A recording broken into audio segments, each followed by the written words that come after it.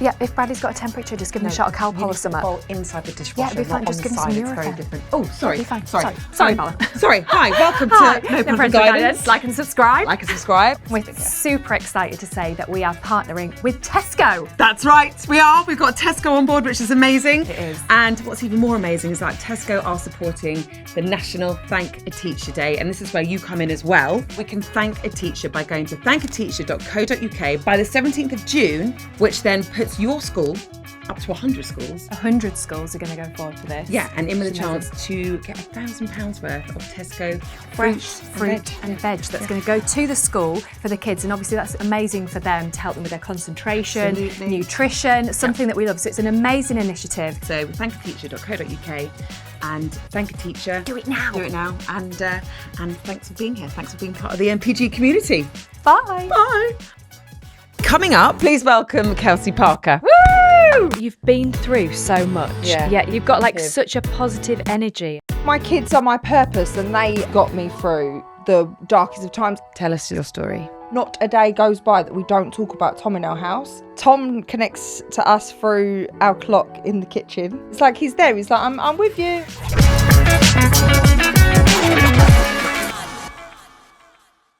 Joining us on the sofa today is an actress, dancer, podcaster, brilliant entrepreneur and performing arts school owner who has been through so much in just a few short years.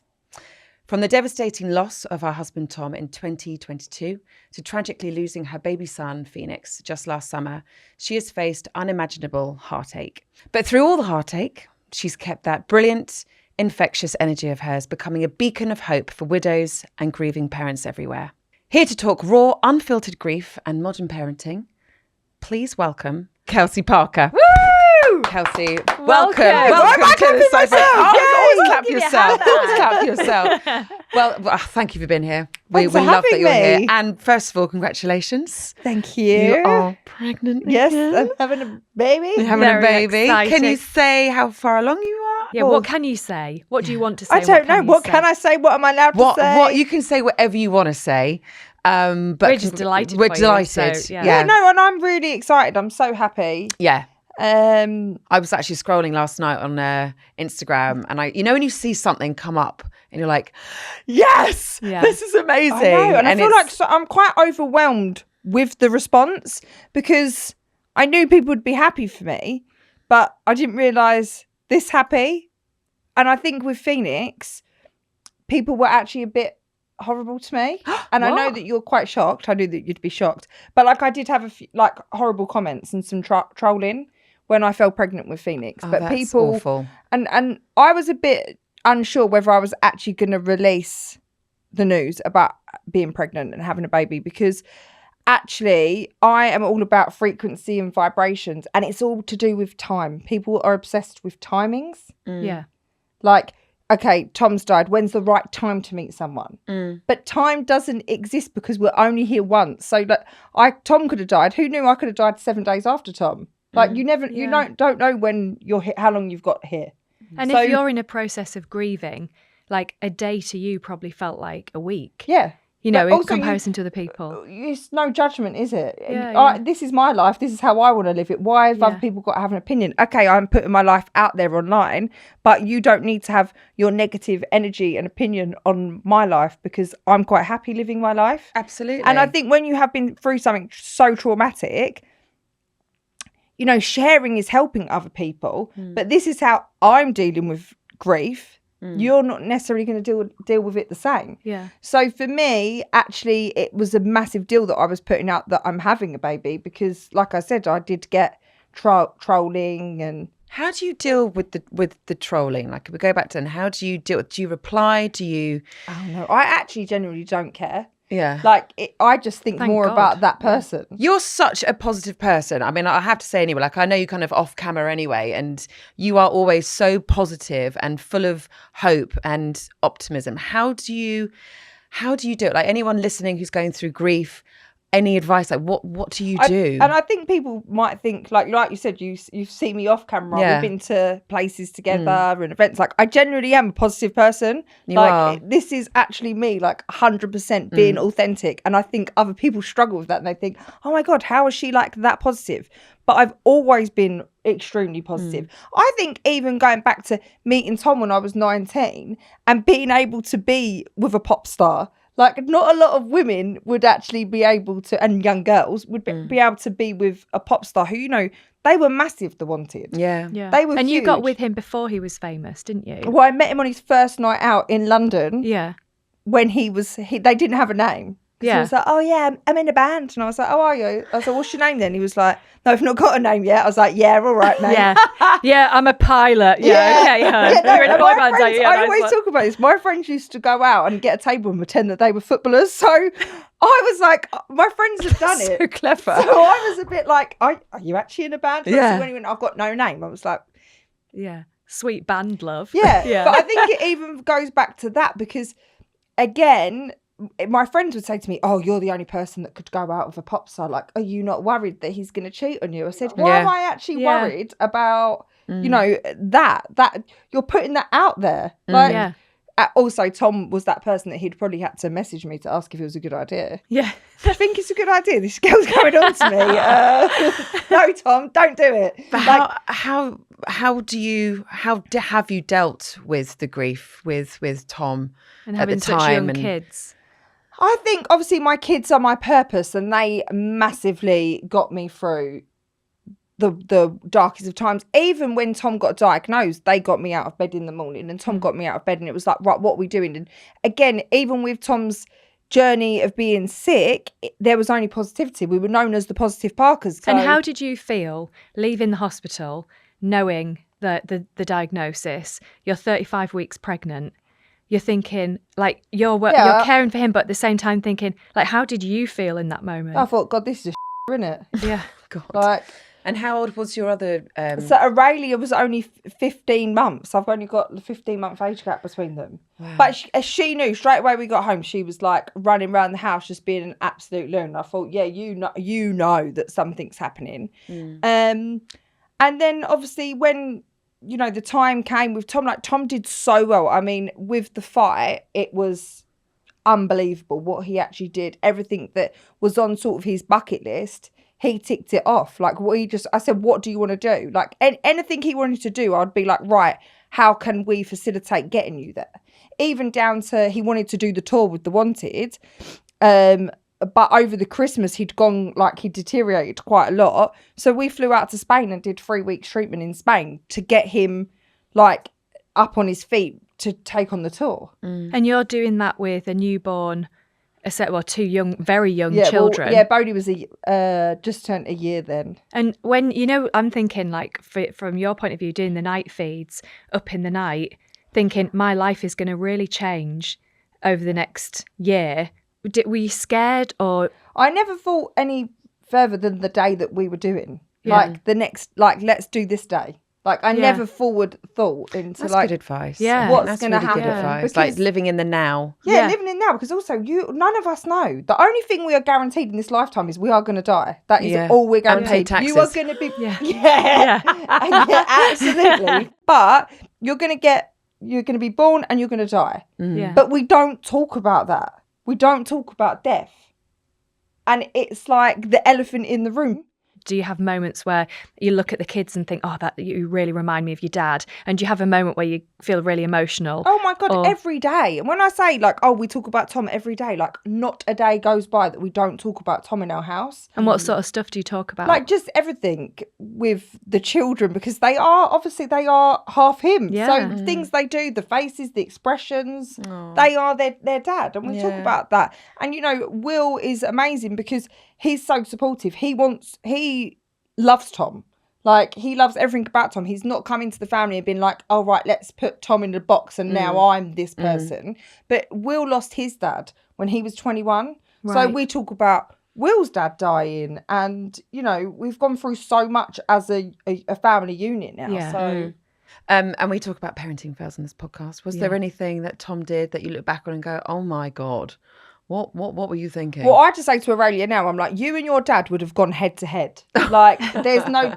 Tom was very extreme, and what he actually... For someone who was such a little growing up, what he actually expected from children, I was like, you are just ridiculous what you think that they can actually do. And then when I actually had Aurelia, he rang my mum at like 3:00 in the morning, and she was like, all right, Tom, like, is everything okay? He went, yeah, I think you're gonna have to come up. I think we're gonna have to change shifts here. I think I've got to go home. No. I was like, God. You are something else. Oh, actually, when I was in labour, with Aurelia, I had preeclampsia. Again, I've just not had and every birth has been something. There's been something. Yeah. Then when they took me down to theatre, he went to my mum, all right then. She went, what? He went, are you going to go with her? She went, no, I think you should go, Tom, because you actually are the dad. I love how guys just think, oh no, I don't need to do that. It got tough as well, wouldn't it? It got a bit tough for him. He was like, gory. God, I've got And then at one point, obviously I was breastfeeding. He went to the midwife and gave her a bottle. And I was like, right, just give me the baby and maybe you should go home. Because you are driving me mad. Yeah. You are driving me nuts. They do drive you crazy. When we got home, he was just so Tom was just so extreme. I can't explain what Tom was like. He was literally milking me like a cow to get all the colostrum for Aurelia. Yeah. And then when we actually went to the hospital, we'd gone back because obviously where I had preeclampsia, it was like my blood pressure and whatever else. Yeah. And they were like, oh, how many syringes have you given to the baby? And he was like, oh, 20. They went, what? We can't. They went, yeah, we've given the baby 20 syringes. They went, yeah, that's what we would suggest for you to do. But he was messaging every breastfeeding expert. In the end, I said, you need to just actually leave me alone. Yeah. I said, because you're messaging all these people, then they're DMing me. I'm actually doing great. Yeah. Why are you getting involved for? That's so sweet, though, that you wanted to be. It is. I remember, so involved. I remember breastfeeding for the first time and not realising that it can make you really thirsty. Oh, yeah. Oh, so thirsty. And I remember saying to Jessie, I think maybe 2 weeks in or something when you're constantly breastfeeding, and I was like, babe, just get me some water. Every time I always forget to have my own water, and I'd be like, get me water, and he'd roll his eyes. Oh yeah. And I'm like, yeah, I'm sorry, is this too much for you to give me some water whilst I'm keeping our child alive? What is wrong with you? I think the breastfeeding, that you do get that time away that you can go, I'm just going to go and breastfeed. It's the best. Yeah, it's especially when you have more than one. Oh, it's the best. When I had Annabelle, I was like, I'm 100% breastfeeding with my third, because that means that Andy is going to have to put the two boys in the bath, get them ready for bed. It's you time. It's time out. It's time out. That's why I'm so pro breastfeeding. It's time to yourself. And also it's the organisation. I don't know how people get that organised with bottles and whatever. You can just walk out the door. You can walk out the door. It's and go, marvellous. Right, I've got my boobs. That's whenever you're not having to mix. And I know it doesn't work for everybody. I struggled with my first to breastfeed. It was a real difficult journey. Because I don't think people talk about it enough. Exactly that. My mum is brutal, right? And she went, this will be the hardest job you do. Well, actually being a parent is the hardest job you ever do. Second hardest job. And she went, and what you've got to think about it is it's like a new job. And if you start the new job and your uniform is to wear a pair of shoes and you get blisters on your shoes, you have to go through that pain. You have to wear the shoes because you can't change the shoes. So just get on with it and go through it. That's great advice. But my mum she had my older brother when she was 19 and then had my youngest brother when she was 41. So she's gone through all the... Wow. And how many of you are there? There's 4 of us. 4. Oh, 3 boys lovely. and me. Ah, nice. But yeah, my mum is just... I think, again, with the strength and stuff, I think it comes a lot from my mum. Yeah. Because even with Tom, she was like, what are you worrying about him dying? It can only be what it can be anyway. So come on, get on with it. That's my mum's attitude. It's tough love. Yeah, come on, get on with it, Kels. Whatever life throws at you, you just have to keep going forward on your journey. Yeah. We want to talk to you quickly about your campaign. You gave birth to Phoenix last year. Yes. Tell us your story. Oh, what with Phoenix? It's an unbelievable story, but I have to experience these things because maybe I am an advocate for women, because literally I was going, surely this is a film. This can't be right. So I went into natural labour with Phoenix. Yeah. I was at a birthday party and a kid's birthday party. And you were 38 weeks? 39 weeks. 39 weeks, right. And I was a bit like, but again, I think when you're induced, because the other two I was induced with, I didn't really have an actual, like, I gave like natural labour, but when you're induced, it happens so quickly, so you don't really know what them steps are for a natural labour, if that makes sense. Yeah, totally. So I'd got home, and I basically called my mum and stuff and was like, I think you should get round here.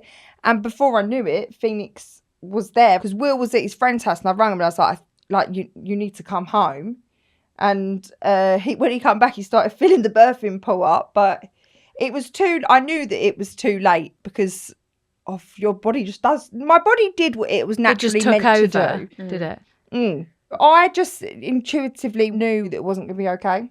Jesus. How do you feel talking about this now? I don't know. When I talk about it, I get really like a weird feeling inside. It's like I could almost like sit here and shake. But I don't think you realise how many people you are picking up, helping, supporting. If anyone's watching and is experiencing this, hopefully, I mean, you know, you don't ever want anyone to experience this, but I'm sure, Kelsey, you've helped so many women out there who might be experiencing this, and just... Well, it's the thought of the way that you're talking about grief and loss, and you're talking about hope and your positive outlook. It's like that will resonate and touch with so many people within our like NPG community. Like, however you feel, advocate for yourself, because sometimes a mother's intuition, we know. Yeah. With you and Will, I mean, with a lot of relationships, an experience like that is like make or break, isn't it? And obviously, I presume it's made you stronger. How was he after that experience? I think it is really tough for dads. I think they're so forgotten about. Like, you've been through so much, yet you're so positive. You're so positive. You've got like such a positive energy about you. I can only imagine, like, with your kids, where you sort of rationalize things, and it's like I bet you won't go home and be like, you know, really upset and sad. I feel like you just go home and be like, right, okay, what's for dinner then? Well, let's crack on. Have you got homework? Absolutely. And life continues, and that's a really sad, difficult part about grief, isn't it? What's parenting like for you now? Like, are the kids excited about the baby coming? And the kids are really excited, but I know that they have got that element of fear. And you are very spiritual as well. Very spiritual. You're very, very spiritual. Yes. And I love that. But we talked about that before we started recording, and it's just, I'm quite spiritual. I like to think that I am. Yeah, here we go. I do. Oh yeah, well, there we go. What are the spiritual things that have happened to you? Like, are there certain things that we see, like messages that maybe we're not quite picking up on? I get signs all the time. Someone messaged me the other day like, oh, I had this dream. Crazy lady. I thought, you are not a crazy lady to me. Like, Tom connects to us through our clock in the kitchen. No way. Yeah. Really? Why? What happens? The clock just starts spinning. And people are like, oh, it'll be the batteries. It's like, no, you don't understand. And you just know, if you see that, you're like, that's Tom. Yeah, like we was reading the radio school report and then the clock started spinning.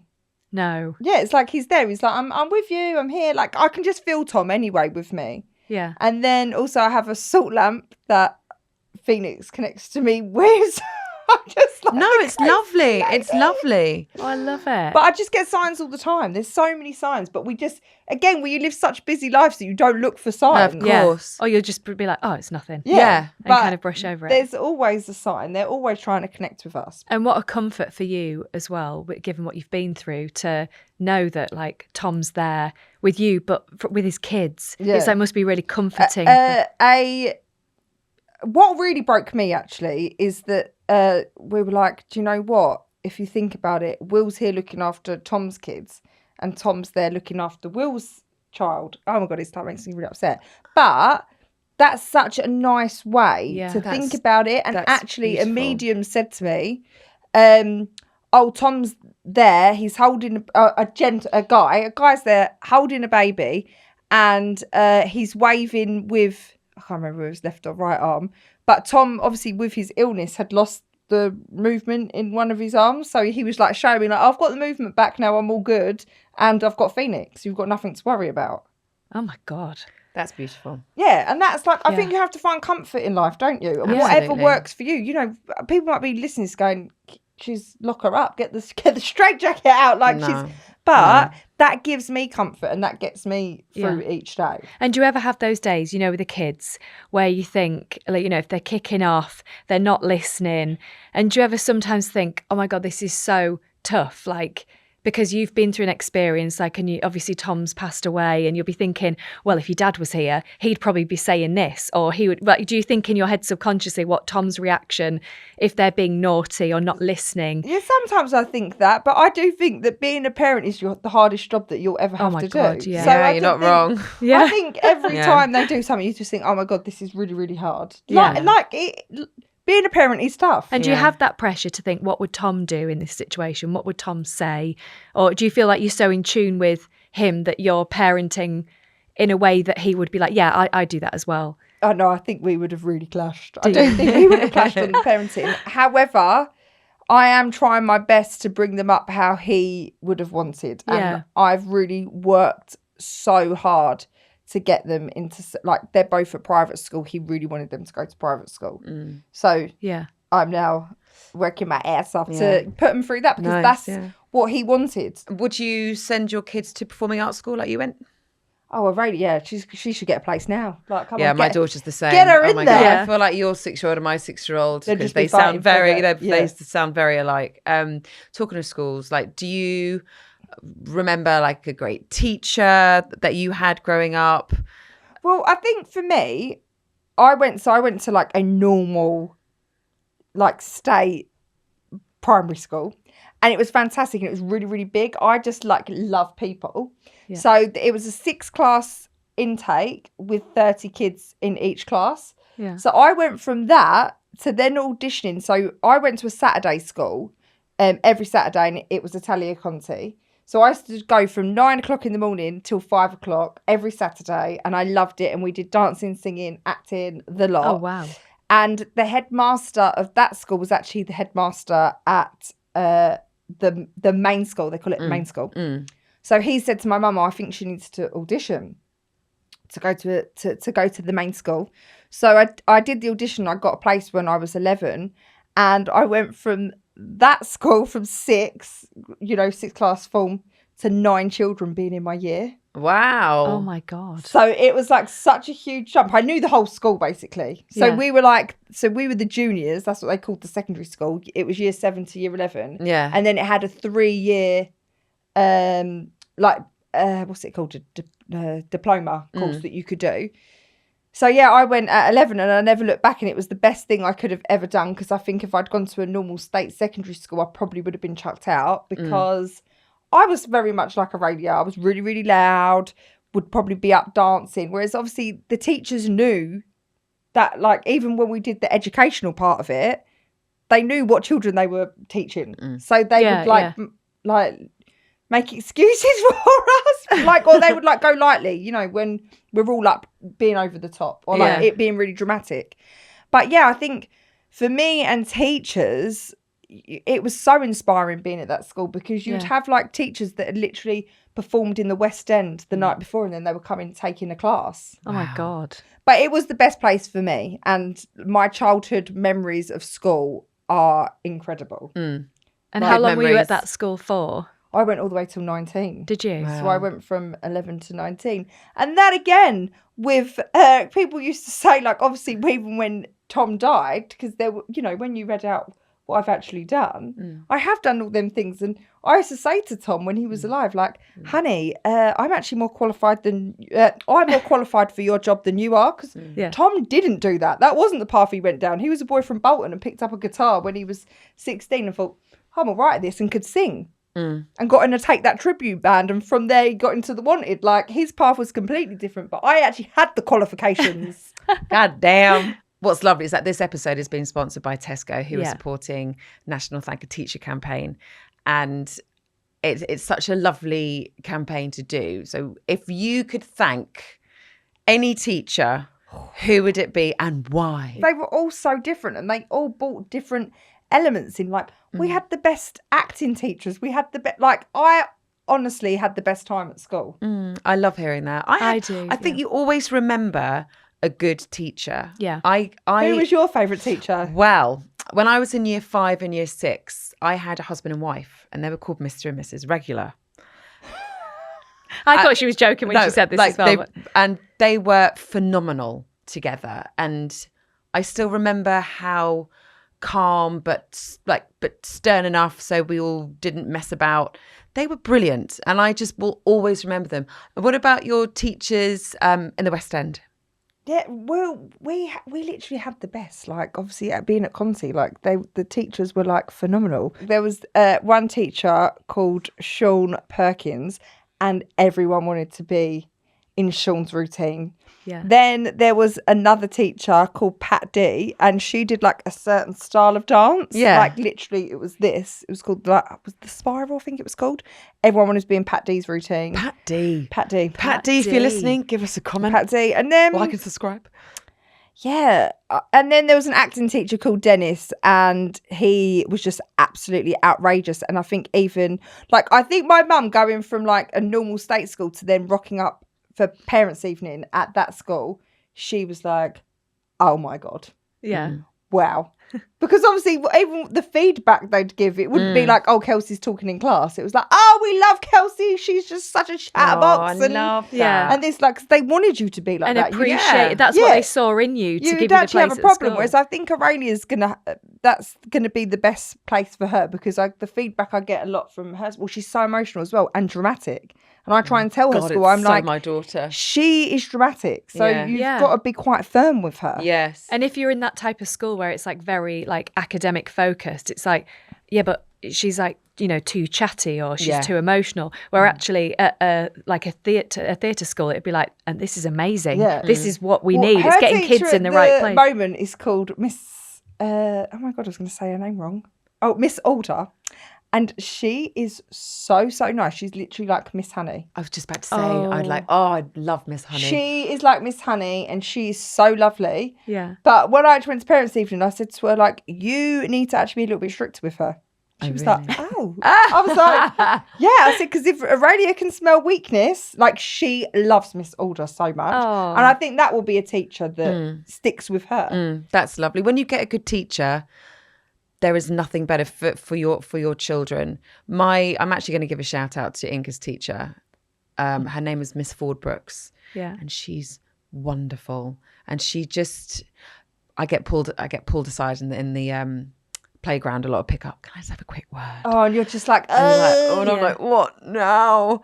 And she's so lovely. And I said on an episode, I think over Christmas time, she came up to me. She could probably see that I was struggling a little bit. We had a few issues at school with some other girls and stuff. And they're so young. You're like, why is this happening now? No, I was actually shocked at the girl situation. That happened in year one. I was like, when? Did we have it at that age? I don't understand. This scares me because my daughter's 2. Yeah. But I've got 2 boys and a girl, so this scares me. Does your daughter kind of go in and out of friendships? Well, actually, she really struggled last year, and then they split the class, and so basically there's 2 classes in the year, and they muddled everyone around, and we sort of hit like the jackpot because that's nice. Oh, there's nothing better than hitting that jackpot. She doesn't come home, but I found it quite intense last year because it was like every day. Falling out and upset and that sort of thing. And I just was like, it's really. And sometimes it's like a few odd children, and then they just can't get away from them either. And Aurelia's, she's very much like me, that if she feels like someone is being wronged or she will stand up for her friends. Good for her. But she's a strong woman. She's like not going to have it. And she won't have people be horrible to her. Like, I wouldn't have to worry about that with her, of her being bullied, because she would be like, sorry? Yeah. Again, my daughter's the same. But then when they go head to head with then the other child that's the big personality, then it's like, oh, I'm not playing with that person, I'm not doing that. Yeah. But this Miss Ford Brooks, she came up to me one day at the school gates and she went, are you all right?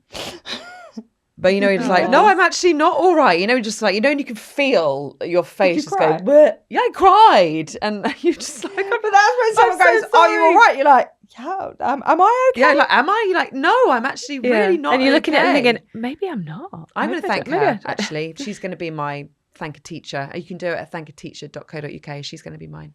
God, mine was my PE teacher from school, and she was called Miss Huff. And Miss Huff? Yeah. Was your PE teacher?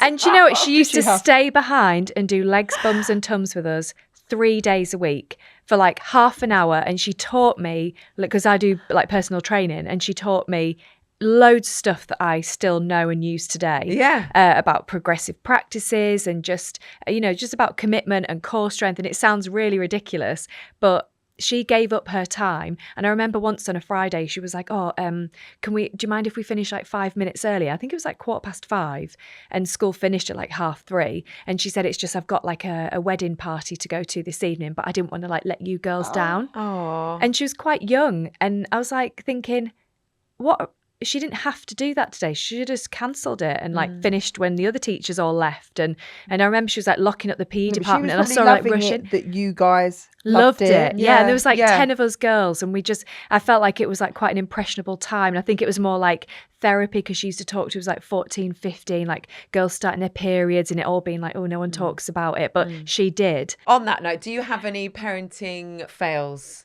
that you can share with us? Parenting fails. I mean, the list is endless, isn't it? Yeah. Brilliant. Letting the kids watch an iPad's not a parenting fail. No, it's part of our routine. That is part of parenting. So, no, I don't actually do the iPads, girls. Sorry. Do you not? Yeah. No technology. You don't have any iPads? No.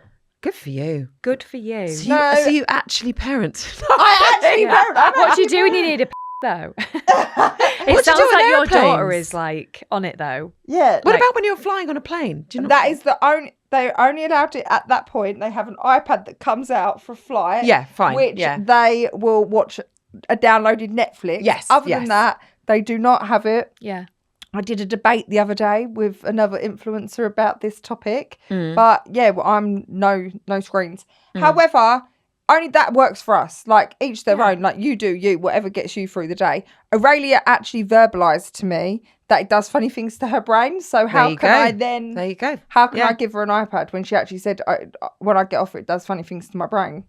Wow. And she gets really angry. Bodhi could sit there all day long and have the iPad and not change. Yeah. Aurelia can't, and then I can't parent them No. differently. And the first thing you always say is like, right, that's it. No more iPads, no more screen time because you're behaving like this. Whereas we don't have it. Even when I go out for a meal, like... No, we don't. No, we don't. I mean, we did when they were younger. Yeah. But now they're all at an age where they don't need to look at a screen when they're eating. So we don't have that now. And it is really nice to just chat and play cards and stuff. It is really lovely. I think people are shocked though. They're like, oh, well, what do you do? Take colouring? What did you used to do as a kid? Like, And do they like watching TV and stuff at home? Are you we are the activity house. So we do a lot of activities. Yeah. Like it said, I run a performing arts school. So we do that during the week. And Aurelia is in a gymnastics squad. So she trains 3 times a week gymnastics. And then she basically every night she does a double activity. And sometimes Bodhi does a double activity. So mine is just driving around being a taxi. Taxi driver. But I want them to be able to do everything. Yeah. And I think you have to, growing up, you have to have loads of strings and then go, right, what's the instrument I'm going to play? Yeah. Do you, any parenting fails that include being in a car? Again, I have many. Oh, yeah. And I just think when you're driving around in the car, it's the literal arguments and that. And you know when other people get road rage, now I think, you don't know what that person's doing in that car. Yeah. Like, when you're driving and she's going, yesterday we drove back from the caravan. She's car sick. She's like, I'm going to be sick. And then she might have turned around and looked at her brother in the wrong way, poked her tongue out. She's tied her tongue out. Then it's like, can I have a sweet? Oh, yeah, let me just try and do it with one arm, pass one back to you as I'm driving the car. Like, it's hard work, isn't it? It is hard work. It's when they say things to you when you're in the middle, like reading a situation where you'll be like cooking dinner, sorting the washing out, trying to iron a shirt. You're on the phone to someone to reply, ringing the doctors or something. And then the kids walk in, they're like, can I make some slime? Yeah. And you're like, I think sorry. When you're on the phone, they come and ask for things that they know that there's no way that you would ever allow it. Yeah. Like, can I get the iPad out? Yeah. It's like, I'm not going to have a row with you while someone yes, a work call. Sorry, one second. So you're like, go on then. Yeah. And they're like, oh, can I have this? Can I have an ice cream? It's like 9:00 in the morning. No. Wait, as if you're going to be like, yes, sweetheart, do you want 2? Yeah, Just take the box. Do you want an Easter egg? Take that one. They do it at that time when they know that you're going to... they read the situation, they're so intelligent, aren't they? They're like, I've been head down the toilet throwing up, and my son's coming going, Mum, can you tie my shoelaces? And I'm like, first of all, I'm being sick. Secondly, ask how I am. Thirdly, your dad's there. Yeah. So yeah, it come on. literally is that. But they don't care. It's They been just. so nice having you on. Oh. We're kind of running out I of know. time. I feel like we could chat all day. I'm so sorry that you've been through such experiences and everything from, especially like what you've just talked about. But it's so reassuring for, like I said earlier, like for a lot of women. Like, so thank you for talking about it, and thank you for sharing with us. Is there a last piece of advice you give to parents going through grief? Going through grief. Well, I just think, like I said, as parents, being a parent is the hardest job you'll ever have to do. Doing it with grief, if you can get through that, then you can actually get through anything in life. Yeah, and everyone should be following Kelsey online if you're not already. They're a beacon of gorgeous hope and I'll inspiration. Get half her followers, I'll be happy. Sorted. I need to get some little hands out, don't I? Oh, yeah, you do. Start slapping chocolate everywhere. With them. That's real life anyway, isn't it? I know, it's been a delight to have, and wishing you all the best with your new baby. Thanks, can't wait. Thank you. Thank you so Kelsey much. Parker, everyone. Woo! Wow, what an episode. What an episode. Kelsey's amazing, isn't she? So She's good. absolutely amazing. She's been through so much, but her energy is so positive. It is. And her teacher story was incredible. It was. And on that note, just a quick final reminder about our partnership with Tesco and the National Thank Teacher Day campaign. Yeah, so if there is a teacher that has been an absolute lifeline for you or your kids this year, please just take 2 minutes, click the link in our description and submit a thank you. Yes, by saying thanks to a teacher that goes above and beyond, you trigger an exclusive invite for that school to apply for one of 100 Tesco fruit and veg grants worth £1,000 to all improve children's nutrition, which is amazing. It's such an incredible way to back the teachers who support our kids, especially while getting essential healthy food directly into schools to fuel their day. The link is right below. Go now. Go. Do it now before you forget. That reminds me, I need to get home from my food shop, actually. I am too. Yeah. Okay, bye.